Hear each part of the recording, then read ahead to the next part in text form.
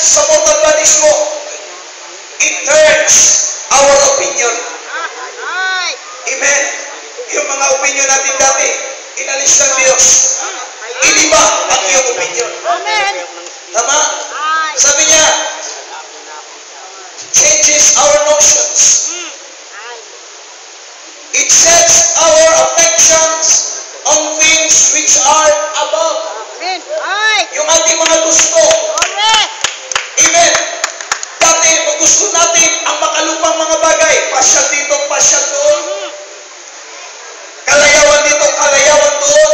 Pero binago ng Diyos ang ating puso, binago ng Diyos ang ating kaisipan, at nilagay niya ang ating affection on things which are above. Amen. Hallelujah. And you're smoking, you're drinking, gambling, the things that used to do is dead. Amen. Namatay na ang lahat ng mga vices. We are a brand new man. Hallelujah. And then, ang sabi niya, it's beneath you, and you are wicked, and this quickening power brings your body into a raptured condition already. Amen. Siguro, minito sabi, nung kausap ko yung mga taga-second coming, sabi niya, kita mo na, Pastor, kinukondisyon pa lang ang iyong sarili o ang tao para ma-rapture. Kung sasabihin ko ngayon, ito pala ang kondisyon na nasa Amerika, tama kaya ako? Hello? Kung sasabihin ko ngayon, ganito pala ang kondisyon sa Tugigaraw o sa Philip, tama kaya ako? Hindi. Ito ang kondisyon na nasa wildlife. And pwede kong sabihin, ganito pala ang kondisyon pag nasa wildlife na. Amen? Hindi ka may lalagay sa raptured condition if you are not raptured. Amen. Right. Amen? Ngunit dahil sa na-rapture ka, then we are in that condition. Sabi ng mga taga-second coming doon sa yung people ko, Brad! Nagtawag, kumusta ang mga na-rapture? Sabi na niya people ko, maganda, masaya, mabuti. Amen. Ang saya namin. Ang tanong naman, Brad, kumusta ang mga naiwan? Tama. Nagngangalit ang kanilang mga ngipin. Yes. Kasi ayaw nila mangyari ng rapture. But glory to God, hindi nila kayang pigilin na tayo mga kapatid ay may lagay sa isang kalalagayan na tayo ay binuhay na magulo. Amen? Hallelujah. Kaya sabi ng Colossians 3:2, set your affection on things above, not on things on the earth. And I believe, yung affection natin ay nandun na sa things and above. Bakit? Nandito tayo ngayon. Amen. Hindi handang, mga kapatid, ang ating mga surroundings natin, tayo ay nagtipon para i-celebrate ang ministry ng third coming Amen. sa lalo. Amen. Now, sabi niya dito, Christ is the mystery, 1963. Be sure that the whole rapture now. Are you sure? Are you sure? Sabi niya, be sure that the whole rapture now, Luther was apart,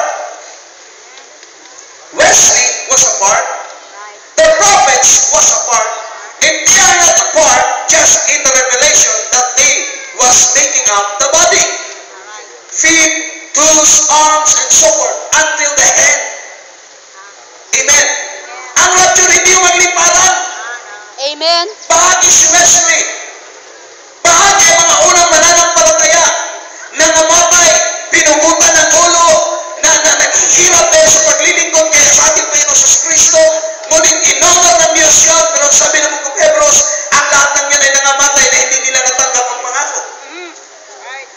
But for us, sabi niya, sabi ng scripture, na tayo ay binigyan niya ng better things.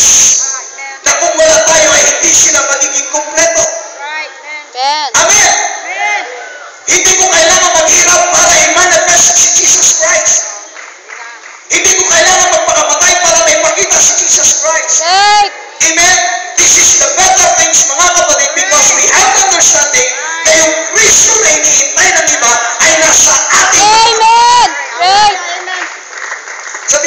siya ng katawan, feet, toes, arms, and so forth, until the head. That makes the entire rapture. It's the body of the Word, which is Christ. Amen. Outside of that, you are lost. Ano yung rapture? Building a body. Amen. Bahagi ang bawat isa sa atin. Sabi nila, we are the body. Yes, we are the body. And sabi na, si Jesus Christ ang ating head. Yes, siya ang ating head.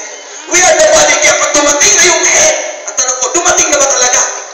Sabi niya, hindi pa, parating pa lang. Sabi ko, anong klaseng katawan ka? Wala kang ulo.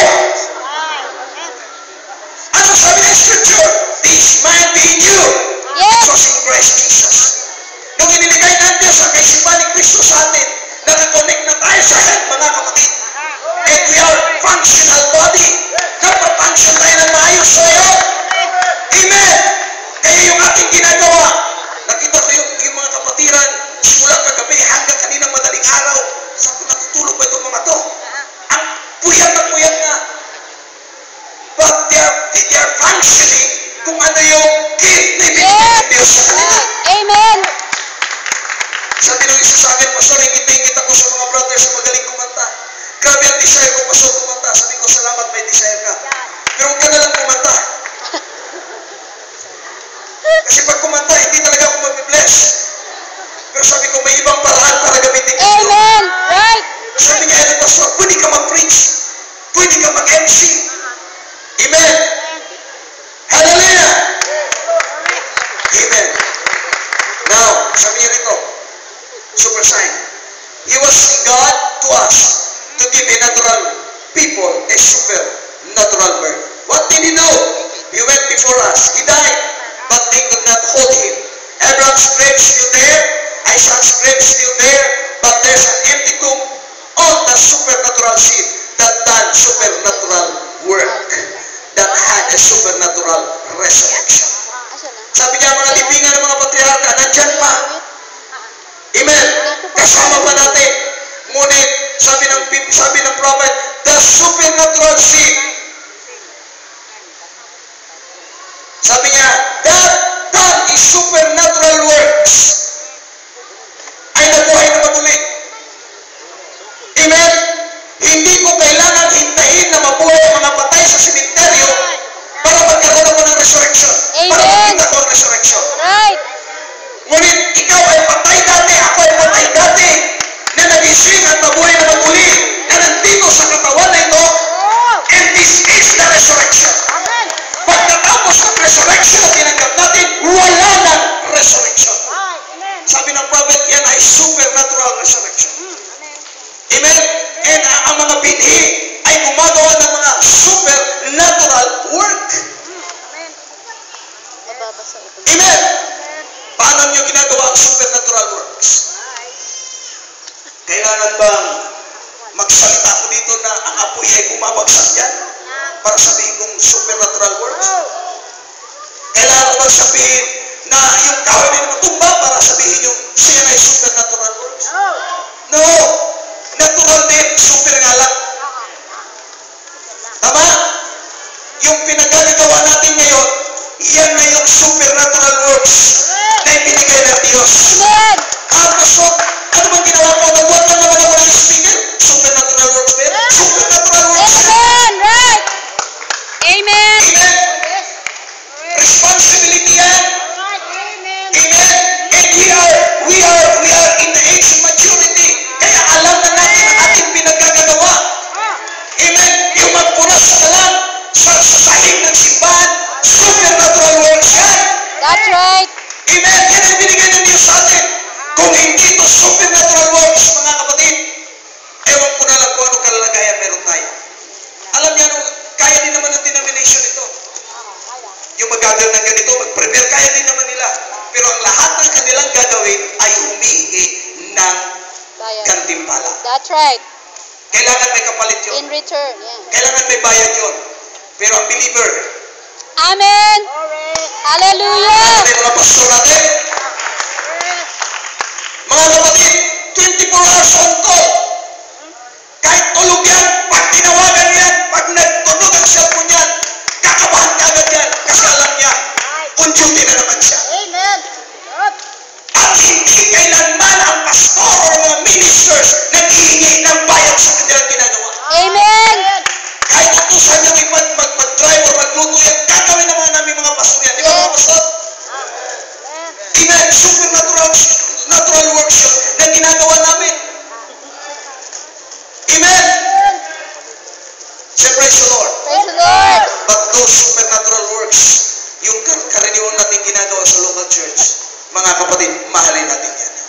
Si Pastor Lalo. Mahalin natin yan. Yung tulungan mo lang si pastor, na dati nagmamap si pastor, tapos sinabi mo, pastor, simula ngayon, ngayong linggong to, sunod na araw, pastor, hindi ka na magmamap, ako na lang. That is supernatural. Yes. Pero pag lalapit ka, pastor, ako na lang magmamap, ha, basta yung allowance ko, lumayas ka na. Amen. Hindi kami interesado sa ganon. Interesado kami doon sa gumagawa na ayon sa kalooban at alam niyong pinagpapala siya. Amen? Alam niyo kami, mga ministers, this is supernatural works. Amen. Nung galing kami kay Pastor Peter, sabi ko, Pastor Jess, salamat sa invitation. Kinamayan ko si Pastor Jess, sabi ni Pastor Jess, hindi nagtatapos yun doon, Pastor. Kailangan nandun ka. Kaya wala kami karapatan tumanggi. Sabi ko sa asawa ko, balik ako sa Manila. Bakit? Thanksgiving nila Pastor Jess. Punta tayo. Sabi niya, sige. Sabi ng anak ko, Daddy, sama kami. Nako, talagang supernatural works ito. Sabi ko, sige, di bale. Let's go! Amen. At ito ngayon mga kapatid. Amen. Amen. We receive our supernatural resurrection. That's why we fulfill those supernatural works. Amen. One more thing. Malapit na magtapos. The resurrection. We are now in the resurrection. Paano hindi maintindihan ito ng mga tao, mga kapatid, na sinabi mismo ng propeta, we are now in the resurrection. But they're still waiting for a resurrection. Amen? Pero sa may mga binhi, hindi tayo mag-reason out at sasabihin natin, Amen, Brother Branham. Amen, Pastor. We are now in the resurrection. Amen? Ang mga nabuhay na maguli magsabi, praise the Lord. Praise the Lord. Nagpagpag ba kayo? Nung nabuhay kayo na maguli, nagpagpag na ba kayo mga kapatid? Amen? Baka mamaya, may mga stain pa, may mga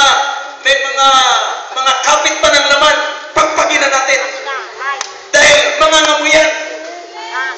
Amen? Sabi niya, we are setting with Him in the resurrection. Hindi ka lang basta na-resurrect, but you are now setting with Him. Kasama ka ng gumagawa. Nung nag-set up sila dito, ang dami nilang nag-set up. Tulong-tulong sila. They are setting the instruments. Tulong-tulong sila. Ngayon, sabi ng propeta, we are setting with Him in the resurrection.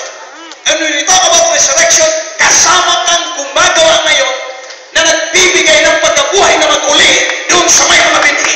Amen. Amen! Kaya karapat-dapat lang na mag-ipagsigawan natin ang mensahe ito. Dahil pag narinig nila ito magbibigay sa kanila ng pagkabuhay na mag-uli.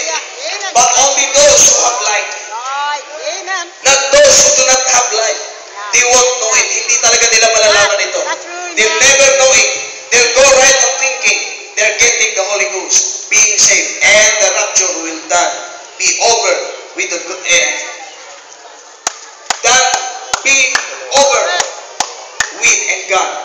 Said Elias has already come, and they did what done, and you do it not. Ganun din nangyari sa atin ngayon. Dumating na si Jesus, ngunit hindi nila nakita. Amen? Ngunit tayo nakita natin. Sabi niya, notice, the seed is coming up. The life is coming up. Not going back. There will be no more resurrection after this. Pagkatapos sa pagkabuhay na maguli natin dito, wala na. The life is coming out to go to its perfection. Amen?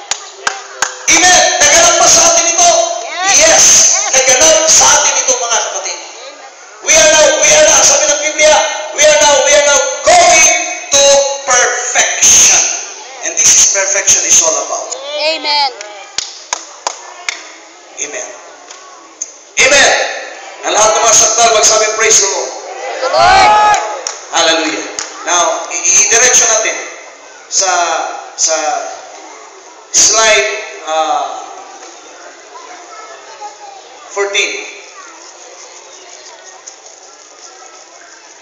Now, we're going to talk about the character. Sabi ng prophet, but it doesn't take a big house to make a home. Amen?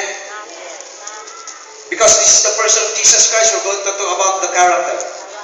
Sabi niya, but it doesn't take a big house to make a home. It's the character on the inside that makes a home. And I'm thankful for a home. Amen. Amen.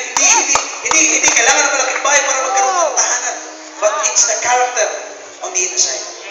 Amen. And who is that character on the inside? Your word man. The real you. Amen. Amen? Yan ang magbibigay ng tahanan sa'yo. Kaya nga, pinangaral ng prophet that the dog leading the eagle home. Amen? Hallelujah. Thank you, Lord. Sabi niya, sabi ni Brother Branham, doon sa life story, now I guess, you wonder how I ever got married. Well, when I met my wife, she was a Christian girl. Very lovely Christian girl. And I was then about 24 years old. She, very sweet, humble character. Nung makita ni Brother Branham si Hope, sabi niya kay Hope, she's very sweet, humble character. Dalaga na napakalambing at ang karakter niya ay napakaganda. Nasabi niya rito, now I think it's our duty to make the inside right by the grace of God. To be so grateful to God that sabi niya, this will just not only be a beautiful building that will come to, but may everyone who comes in see the beautiful characteristic of Jesus Christ in every person that comes in. And this morning, nakita ko ang beautiful characteristic of Jesus Christ in every believer. Amen. Kanina, nakaupo kami, ang daming kumakamay sa amin. God bless you, Pastor. Yung mga ngiti nandiyan. That's the character. Amen. Amen? Hindi yung parating pala yung kapatid. Uy, siya na naman si kapatid sa may talikod. No. Sinasalubong ko ngayon. Nagbabatian tayo. Glory to God. Amen. Amen? Hallelujah. And sabi niya, may it be a consecrated place to our Lord. A consecrated people. For no matter how beautiful the structure is, that we certainly do appreciate. The beauty of the church. Church, say amen. Amen. The beauty of the church is the character of the people. Amen. So, ma-earn ba namin ang character? You're not portraying your own character. You're portraying the character Amen. of our Lord Jesus. Yes. That is eternal life. Amen. Amen. The beauty of the church is the character of the people. Thank you, Lord. I trust it will always be a house of God of beauty. Alam nyo, hindi ako magsasawang pabalik sa Manila. You know why? Because the character of the believer is so sweet. Amen. Amen. Mamimili kami mga taga Bicol, kung saan kami pupunta kami ng Manila, kahit saan church kami pupunta. Ang sarap bumalik. Bakit? Yung higaan nila, pinapahadian sa amin. Hindi mo yan, kwarto na kwarto mo. Pastor, hindi kami matutulog dito. Kayo matutulog dyan. Oh my. What a character. Amen? Pagkakainin ka ng masasarap. Pag-uwi namin sa Bicol, sabi ng mga kapatid ng pastor, bakit lumaki ulit yung tiyan mo? The character of the people in Manila is so sweet. Pag hindi ka mag-control,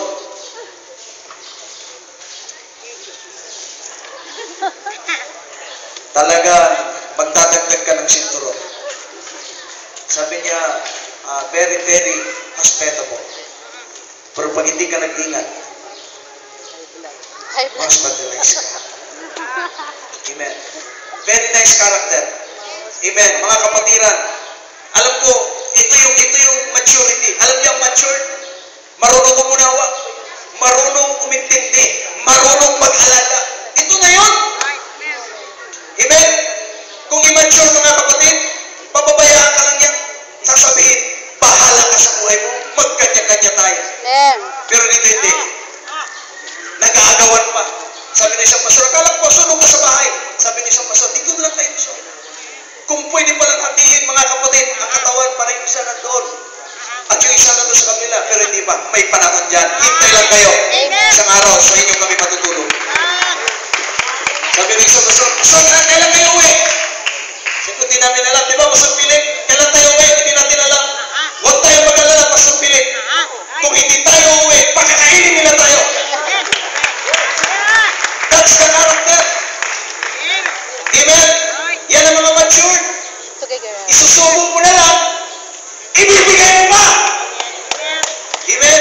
Because we know, ibabalik ni Lord. Amen. Amen? Hallelujah. Masaya kami mga kapatid na nandito ngayon. And the reason Lord, Tabernacle, thank you so much, Pastor Jess. Hallelujah. Na maging kabahagi kami sa inyong pag-18. Hallelujah. Pinakasalan ni Lord. Sabi ni Brother Branham, nakita ko babaeng napaka-sweet. Amen.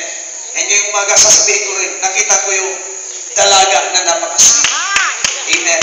Hallelujah. Yung kanilang mga ngiti, yung kanilang matang mapupungay dahil puyat, nakakabighani. Hallelujah. Kaya salamat, maraming salamat, Pastor Jess. Talagang maraming salamat sa mga kapatid. Thank you so much. And we are so blessed doon sa inyong mga ginagawa, sa inyong mga pagpapagod. Sulit ang aming pagpunta rito. At siguro, hanggang dito na lang ako, Pastor. God bless you.